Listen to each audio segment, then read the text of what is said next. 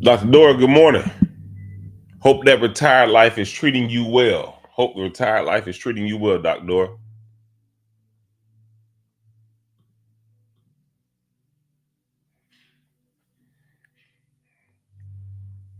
Mm, mm, mm.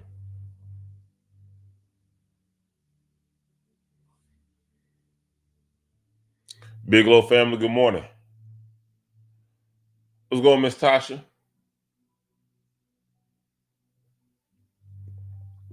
Miss Kathy Taylor with a K. Heather Lynn Cross, good morning. Holden family, good morning. Big Tuck, well, I should say Professor Tuck. Good morning. Whitfields, because I didn't see the picture that I took with y'all. You just posted the picture of you in Genesis. Where was I at? Send that one to me, Whitfield. Send the picture of me, you in Genesis. Um, send the picture to me. I want to add that to my repertoire, add it to my collection. I was looking for it, I didn't see it. Miss Lolita from Dallas, good morning. Miss Nita, good morning. Miss Vera Williams, good morning. What up, Marks? Coach Rob, good morning, sir. Kazi, make sure you text me that picture. Miss Ruby, Miss Cheryl, good morning.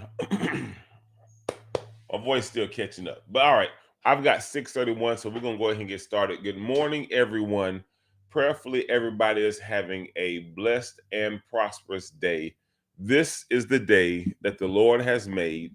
We will rejoice and be glad in it. We're grateful that God has allowed us to see this day. They has blessed us to see this day. What's up, AOP? And so we're grateful. Oh, just a reminder, I forgot to mention this earlier. If you have a college age or a high school age son, or you know of a young man, I am one of the guest panelists at the Pasco Hernando College Men of Excellence Barbershop Talk that's going on this evening. And so it's going on this evening, and I post a flyer to my Facebook page. So if you are interested, if you have a son or thank you, Morgs, got it. If you have a son or you know of a young man that is interested in college or college age, we're just going to be sharing some information about things that young men and men go through, just some tips, allowing them to navigate the different seasons of life and just to provide encouragement in a positive environment. So if you know of a high school or college age young man that is available, we'll be doing that this evening at the Pasco Hernando College, and I'll put more details. Well, I'm going to post a flyer to my Facebook page this morning, so I'll be one of the guest panelists for that this evening, and we can go ahead and jump into the prayer call now. So one thing I want to share with us this morning as we get ready for just to start our day out. What's going on, young lady? How you doing? What'd you say? Oh, it is. Well, it is your car. I don't know how you can smell stuff so good. But anyway, one of the things I want to share with us this morning just comes from the thought: one day at a time, one step at a time. And many of you have heard the story. If you have not, I'm going to tell it again. I'm going to tell it again. I remember years ago when I was in my early 20s, I want to say I would have been about 23 or 24. And I was riding with Dr. George Waddles, Pastor George Waddles. And as we were riding, I remember asking him, I said, man, because you know how when God gives you something, a vision, a dream. When God starts to do things in our lives, it's grand, it's big. He places big things in our hearts and our minds that we want to accomplish, and it's a lot. Now I was sensing that, I was feeling that. Jennifer and I had moved to Dallas, and we're starting to catch our stride, moving from Tennessee to Dallas. And I remember we were riding in the car, and I said, "Man, don't you ever want to do anything big?" I was a young associate minister. He was obviously my elder and on his way to being a pastor, and so I always look to people like that for advice.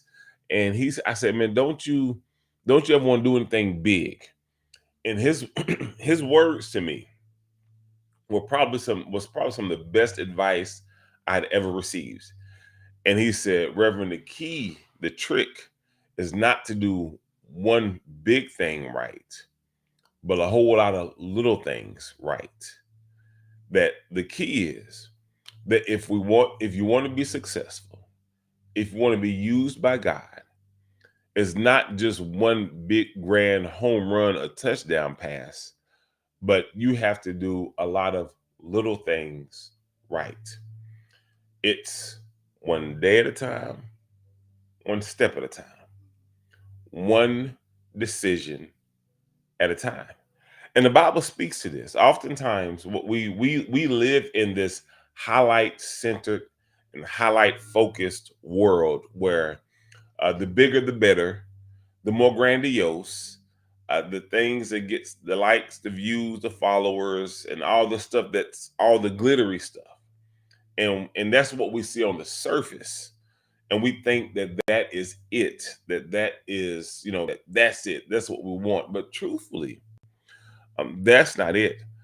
Is That's a lie that keeps a lot of us from achieving the things that God will have for us, because the victory is very seldom in that moment. The victory oftentimes truly comes from the moments that we never see, that don't make the final cut, that don't make it to the TV, or that are not that what some people call sexy.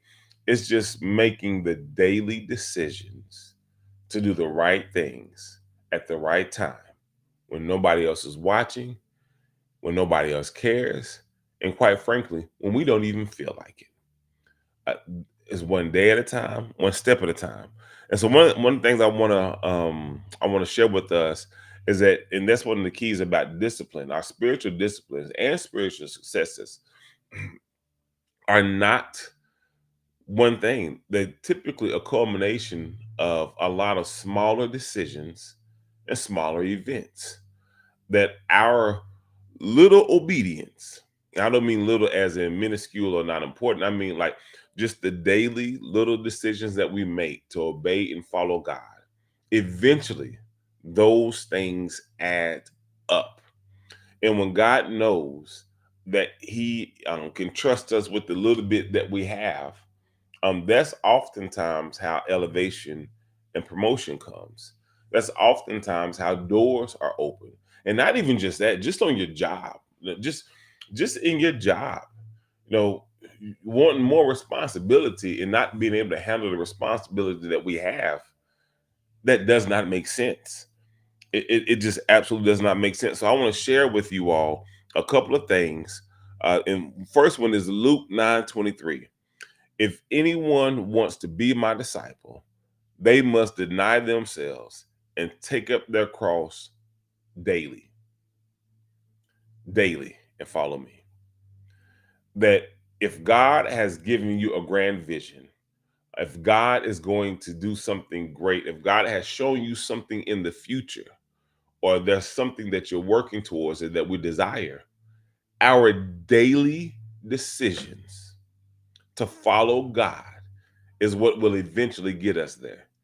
Jesus said, "If you want to be my disciple, hey, don't go." Look, it's not about one big mass exorcism. It's not about one big grand healing. It's not about preaching one great sermon. It's not about singing one great song. It's not about one great promotion. He says, "Look, I need you to understand that you've got to willfully choose me daily." That every day we have to make the decision that, am I going to choose Christ daily? And what I love about this daily aspect of it is because some days we've blown it. Some days we miss it. Some days we get out of character. Some days we don't feel like it. Some days we fall short. But the great thing about it is that God gave us this day with a brand new mercy coupled to it that we can choose him. So Luke 9:23. And then I also want to read for us Joshua 24:15. And this is what it says. This is what Joshua says. And if it is evil in your eyes to serve the Lord, choose this day whom you will serve, whether the gods of your fathers that they served in the region beyond the river, or the gods of the Amorites in whose land you dwell. But as for me and my house, we will serve the Lord. Do you see that? God gives us the option to exercise our will. He lets us make the choice as to what direction we're going to go in. And even in Deuteronomy, choose life or choose death, blessings or cursings. Like, we have the ability, and this is one of the things this is why I don't subscribe to the whole victim mentality, as if to say that we have no control over any and everything. We're not powerless, you all. We're not just tossed to and fro. That God has given us a certain amount of authority and dominion, and He has given us will and volition. Yes, there might have been some things that happened to us that we could not control, but the things that we can control, He said, choose this day who you're going to serve. And not just that, in Galatians 5:16, and this is where my wife and I we started out this morning. Walk in the spirit, and you will not fulfill the lust or the desires of the flesh. And we know that in Galatians it talks about the war between the spirit and the flesh. And our victory comes by walking.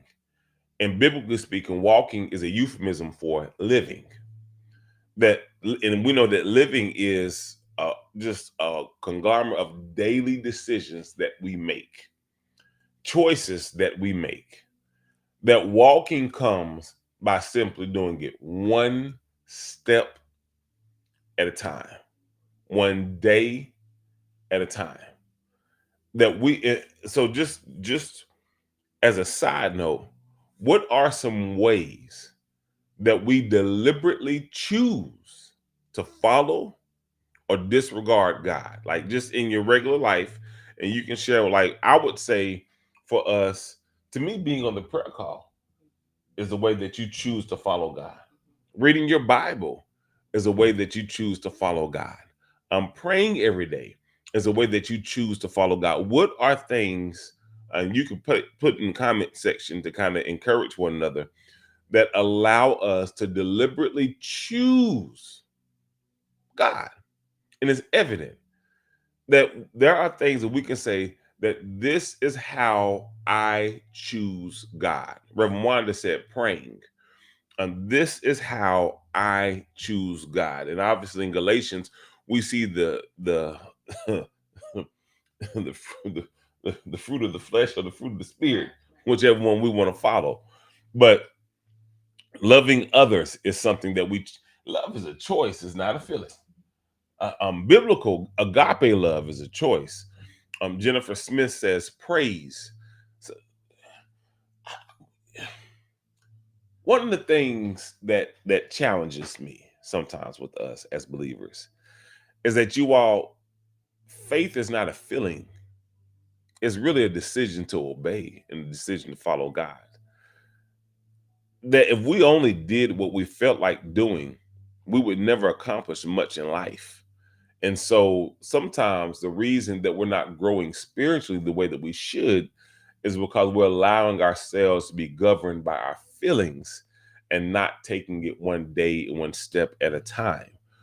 Spending quiet time, reading my Bible. There are a lot of things that we can do that show that we're choosing God. Choosing. Can you think of anything? Well, I don't know, it's kind of off a little bit, but I know she ain't over here wearing my sweater. Boy, it's our see sweater. you choosing violence. Two become one, babe. Focus. I'm focusing. I was gonna say in marriage, how we share. No, I'm kidding. But in our everyday life, like I think of it in the form of relationships and people that are close to us. When we're Yes. choosing God, it plays out in in how we walk and how we live um, with with other people relationally. Yes. Because just like you said earlier, not just one big thing, but it's the everyday things Yes. that you choose to do. That plays out in relationships because kids, like for instance, they don't care if you get it right one time. Mm-mm. They want to see you. They want to see consistency each and every day. That matters to Yes. them. Like if you just do one thing, well, I did this for you, but did you show up at my games? Yes. Did you make me breakfast? Did you do Yeah. this? I think that plays out in other areas as well, and that I think that that also relates to our Christianity Yes. and how we live each Yes. and every day and how we Yes. relate to other people. Yes. It's our greatest command, one of the greatest commands, to love God, but then to love others. Yes. Yeah. We have to love others. Right. I think Keisha said forgiving others. Right. Forgiveness is a choice. Yes. Like that and sometimes you have to keep Process. forgiving daily. It's a process. I got to keep choosing to forgive daily. It's a process. And what'd you say? I said forgive with boundaries. Forgive with boundaries. But I want to share this with us, you all, because I want us to be encouraged, because oftentimes we see other individuals and we don't know what they've done beneath the surface. We don't know the challenges that they face to be where they are, the sacrifices that they made, and the disciplines that they put in place. All people are always concerned about the fruit. Yeah, love it, all of it. All of it matters. And so I just want to encourage us this morning with those passages of scripture to read them, and then also you all understand that some of this is in our control, that God has given us a certain amount of power and authority that we can make decisions. There are some decisions that we can make that are well within our control. And I'm going to say this, um, our daily decisions is typically what determines our final victory. Okay. That the things that we do daily, that's really what determines our final victory. And so I would encourage all of us, that it might not seem like much at first. Yeah. It might not, but over time, it will accumulate. Over time, it develops character. Over time, we get perseverance. Over time, we have a cachet. We have credit. Over time, nothing great typically starts or happens in that one day and in that one moment. So I want to be encouraged. Hopefully, this encourages us to make today count. Make today count. And I gotta get out of here. I gotta get new school. Now I'm saying this one last thing before I get off of here. And hear me, because this is not the most spirit. Some people don't think of this as a spiritual thing, but it's very valid and it matters to God. Um, there's no substitute for consistency. There's just not. There's no substitute for consistency in on our jobs, in relationships, in our homes, and definitely in our spiritual walk with God. There's no substitute for consistency. I guarantee you, if there's somebody that we admire in any area, and granted, they might be naturally gifted, and giftedness only takes you so far. After a certain level, giftedness is not enough. There has to be character and integrity and consistency that will sustain us in that area. And what I'm saying to us is that there's no substitute for consistency, period. And if you are consistent, if I am consistent, if we are consistent in the things that matter to God, we will reap an absolutely wonderful harvest in this life and or in the next. So I want to encourage us this morning, one day at a time, one step at a time. Take those scriptures, read over them, and pray over them today. And let's just make today count. Y'all be blessed. You have a good one. And I'll see you on tomorrow. Be blessed.